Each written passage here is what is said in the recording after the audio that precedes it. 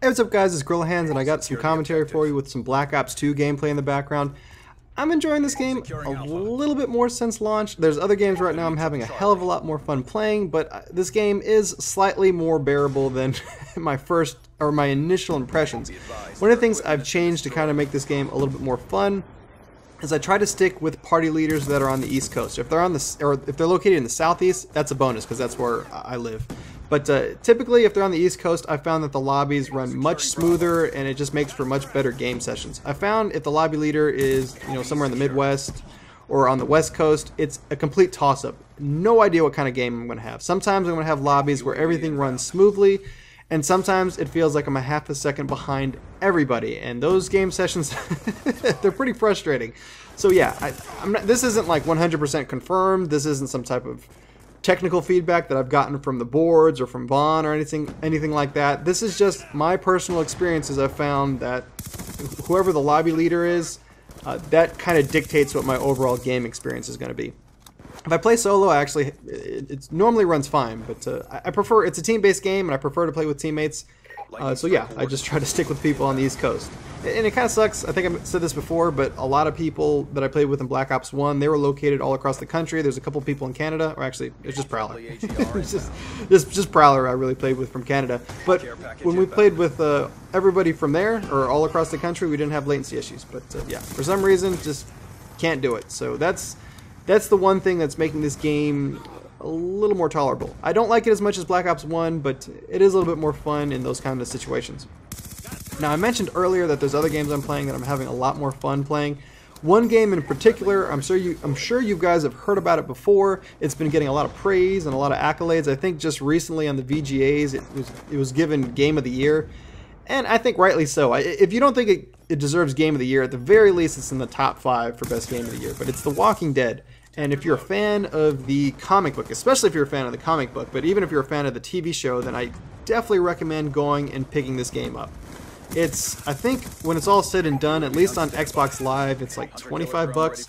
On PlayStation 2, I think it's the same cost, unless you have PlayStation Plus. I don't know how long they're running this little sale for, but if you have PlayStation Plus, then episodes 1 and 2 are included in the cost of PlayStation Plus. So all you need to do is buy episodes 3, 4, and 5. And I imagine if you like the first 2, then spending 15 bucks for the final 3 episodes isn't really that big a deal. I mean, also, if you don't even want to download the games, I think last week they started selling them on disc. You get all 5 episodes for 29 bucks. So it's a little bit more expensive versus downloading them digitally, but they have to recoup the cost of printing this stuff on physical media. But yes, love that game. Go pick it up. I know there's some people I've talked to who have said that, I've seen walkthroughs, I've seen what it's about, it's interesting, I'm not going to buy the game. And to be fair, it really is a lot different when you actually play the game, when you have to make these decisions, when you've been sitting there, you've been developing these relationships in game with all these different people, when you have to decide who lives and dies, and you have seconds to make these decisions. It just makes for a much more encompassing, much more fun experience versus simply watching it. So yeah, just just go pick it up. I love the game, really awesome. And since I'm already talking about zombies in general, I'm sure a lot of you guys know, at least that play PC with me, I'm a big fan of DayZ. Now, DayZ does have problems. I mean, it's got a lot of bugs. There's hackers. it's a mod, but I mean, it's forgivable because it's a free mod. I know a lot of people say you have to spend 30 bucks to play DayZ, but you're just buying the game. The mod itself is free. So a lot of issues it has is pretty forgivable, and by and large, I've had some really awesome experiences playing that mod. So, what was it, like 4 or 5 months ago, maybe 6 months ago, I heard about Warzy, and I was really interested because I liked the gameplay that was incorporated in DayZ, and it looks like the guys at Warzy, at least their initial claims, was it was going to have all those features from DayZ, but it was going to be much more polished. It wasn't just going to be a mod, it was going to be a standalone. And they had said that, no, we're not riding the success of DayZ. We didn't just come up with this idea. We've actually had this idea brewing in the background for a couple years now, and we just happened to release it around the same time as DayZ when it became so successful. And I wanted to give it a chance. The first screenshots that came out I thought looked really good, but then I started hearing more and more about the game. I heard that no, they were lying about, they've been developing this game for years. They really were just developing the War Inc. engine, and like 6 months ago they just took all their resources over and put it on DayZ, and they just made a couple of shitty, like one shitty map, and the zombies that they threw in there were just these horrible animations. It's a big clusterfuck. When you saw the alpha and the beta, you just saw the absolute horrible quality that was in that game. I didn't play it, but I did watch a lot of videos that surrounded the game. I saw a lot of different users' experience. I talked to some people that played with the game.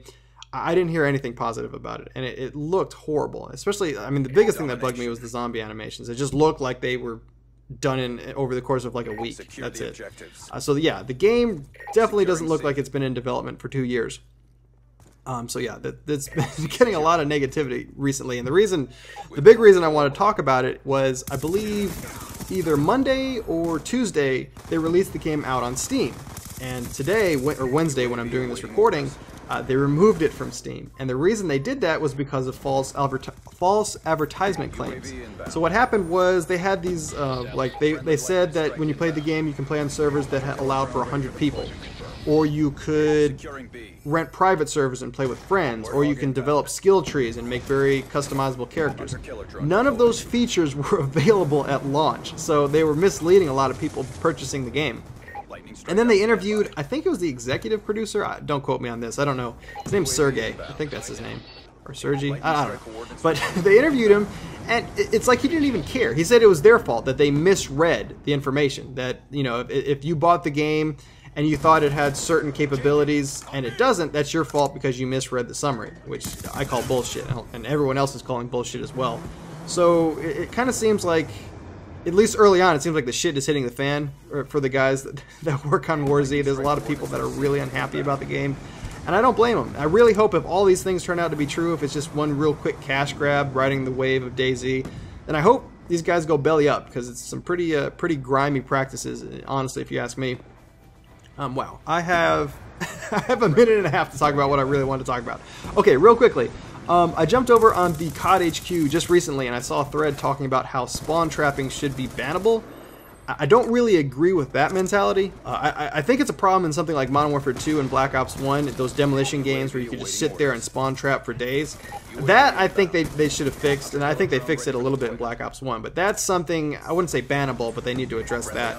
But when it comes to domination, I don't think it's bannable, but at the same time, it's not really that fun either. That's the reason I picked this gameplay, because the entire time we're playing this game, we're spawn trapping. And for me, yeah, I get a lot of kills, but it just doesn't seem as fun as, say, Black Ops 1. In that game, you couldn't really spawn trap, at least in Domination, very effectively. The only map you could do that on was Summit. Other than that, though, I mean, it was kind of like controlled chaos. There's people that could spawn all over the place. You're constantly running around. In here, though, it feels like there's an invisible line, and you just can't cross it, because you don't want to run the risk of flipping spawns. Because I feel in this game, it's a bitch to try to recapture B. So you don't want to run the risk of flipping spawns. I'm running the risk right here, but the game's almost over, so I don't really care. But, I mean, you don't want to run the risk of flipping spawns, having them take B, and then them spawn trapping you. So that's a big reason why a lot of people aren't pushing into their spawns. The other thing is, we didn't plan to spawn trap this team. This wasn't premeditated. It's just kind of a natural thing that happens in a lot of domination games in Black Ops 2. With the levels the way they're designed, it's just there's so many different head glitching spots and different places for cover. You just run up there and stare into their spawn. And, if there's somebody on the left side, I don't want to fight for kills, so I'm going to run to the center. If there's somebody there, I'm going to run to the right. So it just happens naturally. And I've played against teams of random people, and they set up and they spawn trap, and they're not, they're not partied together. It's just the way the game naturally flows, just the way these maps are designed. So I feel like spawn trapping is much more commonplace in this game. It's much easier to do, and it sucks when you're on the receiving end. But even still, when you're the ones doing the spawn trapping, I just don't think it's as fun as, say, Black Ops 1. So don't really think it's bannable, but it's also not as fun either, like if you're doing it constantly over and over again. But I want to get your thoughts. Do you think spawn trapping is a big deal? Do you think it's worse in this game versus... I didn't play Modern Warfare 3, so I don't know if you could do it in that game. But yeah, let me know what your thoughts are in the comments. And like always, take it easy.